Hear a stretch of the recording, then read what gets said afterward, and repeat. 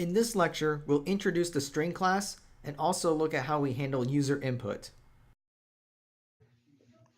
In the last lecture, we talked about how we can store single characters or single letters. But what about words?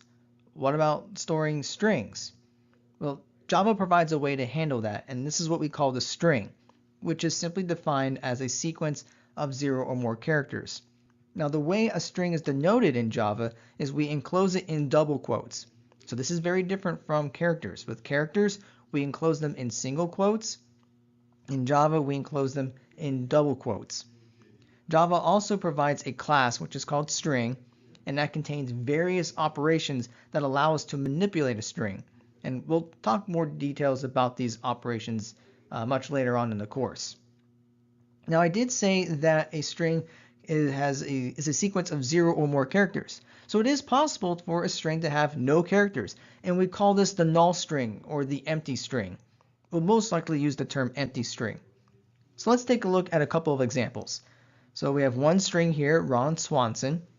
So we see that's enclosed in double quotes. And notice that there is a space between the two words. So you can have as many words as you want in there. You can have spaces. You just have to make sure that they're enclosed in double quotes.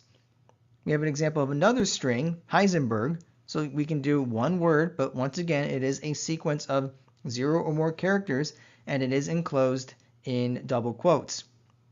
And then finally, give you an example of an empty string. So here's one that has nothing between it. This is a perfectly valid string. It's just the empty string. Since a string is a sequence of characters, it's worth noting that every character in the string has a specific position to it. So there's a number associated with every character. So what would be the starting point? Well, you may think since it's the first position that it would be position 1, but that's not true. Actually, the position of the first character is 0, not 1. And this is true for several data structures that we'll be talking about in the class. So just get in the habit now of recognizing that the first position of a string is 0, not 1. So let's take a look at an example. So let's say I write out the word hello as a string. So there we go. Hello. We'll put quotes around it because it is a string. So what this means is the H is actually at position 0. The E would be at position 1. The first L would be at position 2. The second L would be at position 3. And the O would be at position 4. So that would be the positions for each character in my string. Now, the length of the string would be the number of characters in it. So in this case, the length of my string hello is going to be 5 because there are 5 characters in the string.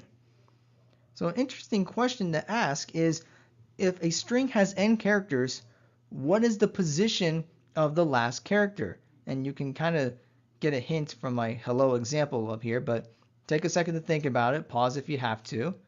Pausing, waiting. Okay, so yeah, if you have n characters, the position of the last character is always going to be n minus 1. One of the most common operations on strings is what we call concatenation.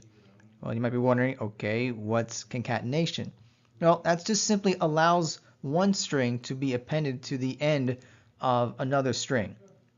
So it's a way we can combine strings together, which is a very useful operation, especially when we're trying to output various data.